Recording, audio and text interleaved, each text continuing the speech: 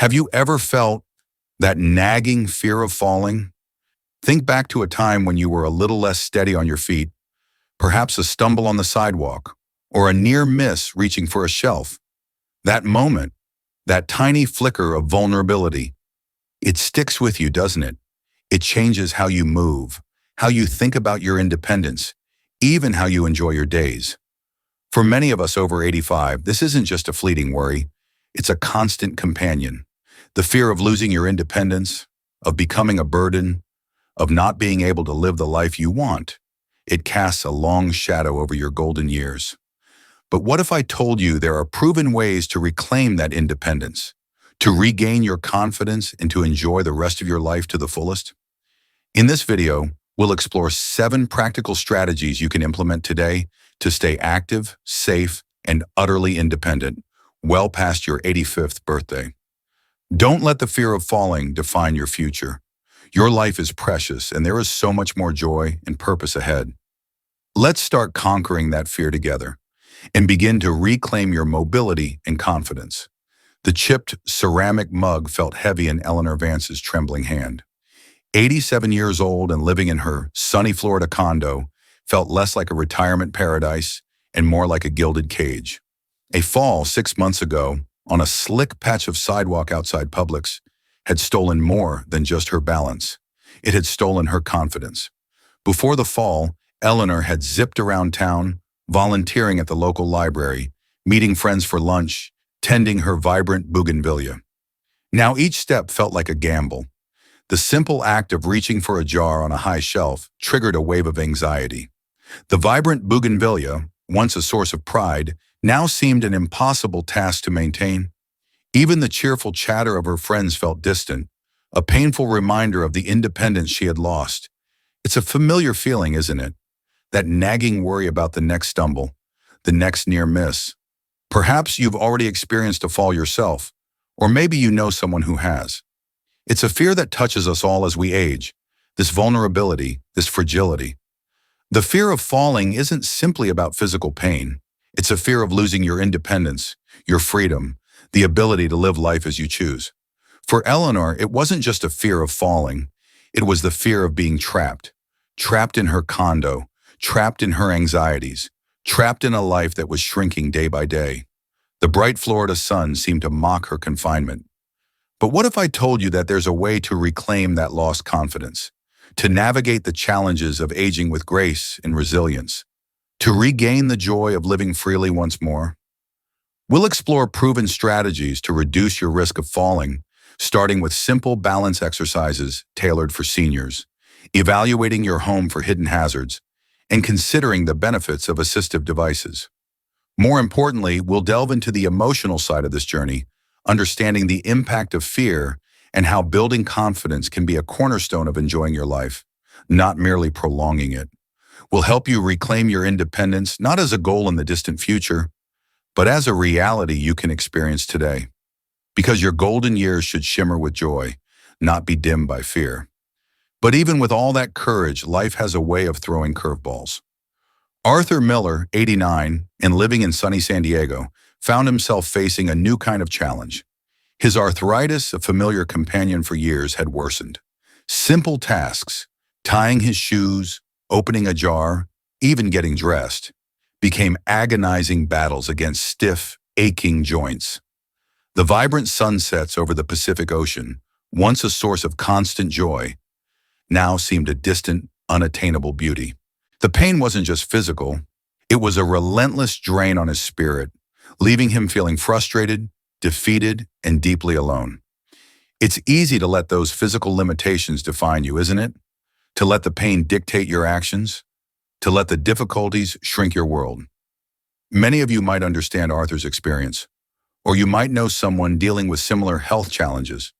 Perhaps you've noticed a stiffness in your own joints, a persistent ache that makes your days harder, your smile a little less bright. Maybe you're grappling with other chronic conditions, like diabetes or heart disease. These conditions can seem like they're closing in, and you may feel a sense of loss of control creeping in. But here's the thing, managing these health challenges isn't about magically erasing the pain. It's about finding ways to live with the pain, to live a full life despite it. That starts with open communication. Talk to your doctor. Don't be afraid to express your concerns, your fears, even your frustrations. There are many resources available. Physical therapy can help improve mobility and reduce pain. Pain management specialists can teach you techniques to cope with discomfort. Adaptive equipment, specialized utensils, gripping tools, even motorized wheelchairs can help you perform everyday tasks with greater ease. Consider joining a support group, connecting with others who understand your struggles and celebrate small victories. Think of it like this. Your body might be changing, but your spirit doesn't have to. Your strength isn't measured solely by your physical abilities, but by your resilience, your determination to keep living a life that is meaningful to you. Arthur found this out firsthand. He began attending a water aerobics class. The gentle resistance of the water easing the stress on his joints while providing a much-needed social outlet. He learned to use adaptive tools, making everyday tasks slightly easier.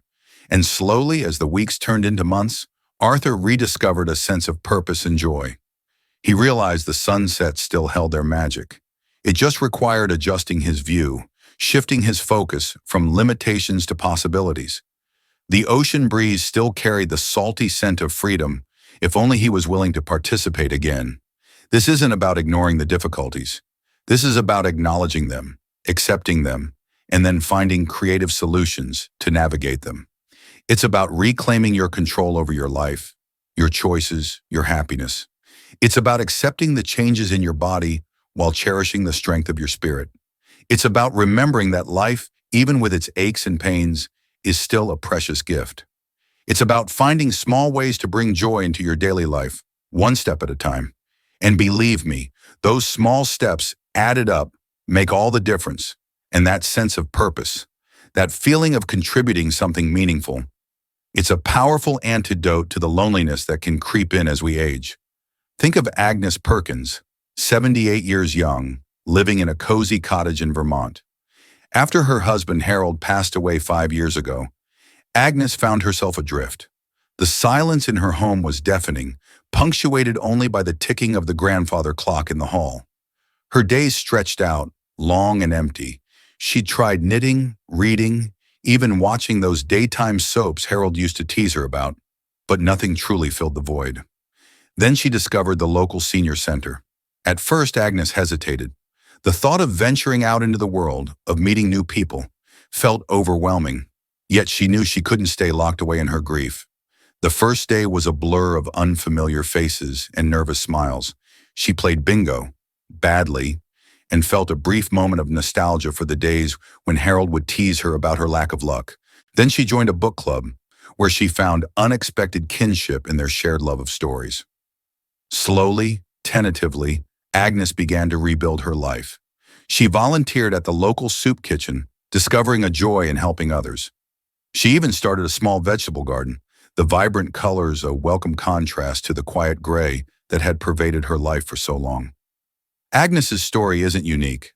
Loneliness is a silent epidemic among older adults, a creeping sadness that can chip away at your happiness, your health, and even your lifespan. But the antidote is closer than you think.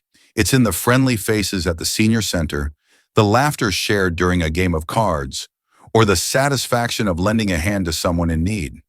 It's in reconnecting with old friends, forging new relationships, and finding ways to contribute your unique talents and experiences to your community. Don't underestimate the power of human connection. It's the balm that soothes the soul, the lifeline that keeps us connected, not just to others, but to ourselves. Maybe you feel a little like Agnes did. Perhaps a loss or a change in circumstances has left you feeling isolated. Don't let loneliness steal your joy.